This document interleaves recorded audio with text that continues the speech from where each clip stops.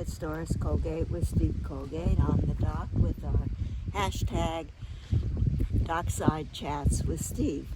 So I think Steve's going to tell you something that might give you some pause for thought, but it's about fear of heights. So Steve, why don't you start on that one today?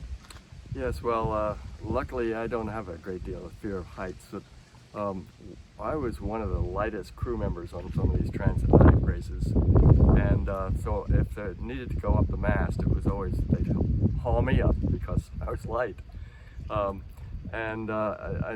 One time on Dinah, we were sailing along close hauled, and I got up to the top of the mast and realized how much motion there was up there compared to on deck.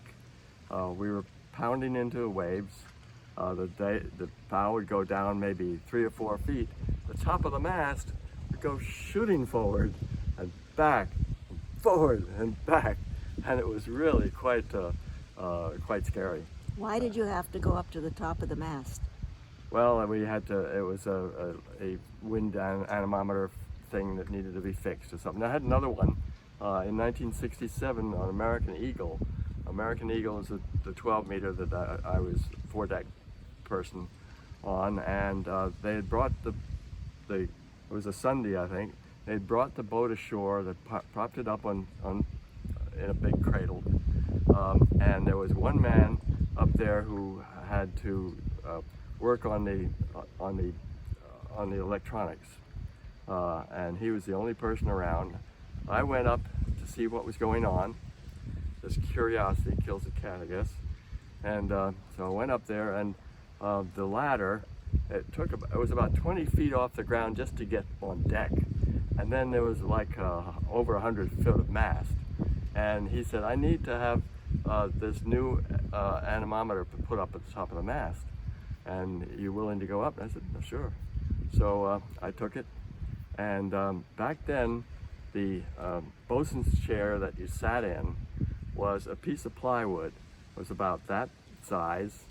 It had 4 holes, and a line came from a hook up here through one of the holes, crossed over, back up through another hole, and then to the top, and then it was like one continuous line, and so it was like the seat was sort of floating.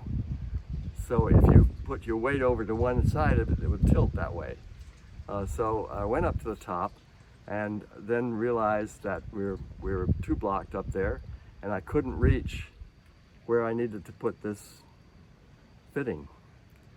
So I thought, well, the only way I can do this is stand in the bosun's chair. Well, this is like 120 feet up in the air, and on a bosun's chair that was iffy, you know. And so I had to very carefully get up and step in the middle of the bosun's chair to keep it level, and then put this thing on, which I did. I brought it, I came down, and I breathed a sigh of relief. I said, Colgate, you're the most stupid guy on this earth to do that thing. But I did it, it was done, and so we went out sailing the next day. So I have one question for you. Just to go up, I mean, how did you go up? Did somebody have to haul you up? He hauled me up, yes. How many people had to do that? Just one person. He had a big coffee grinder and had a lot of leverage, and he took me up to the top. That's it. Better you than me. We'll get you next time.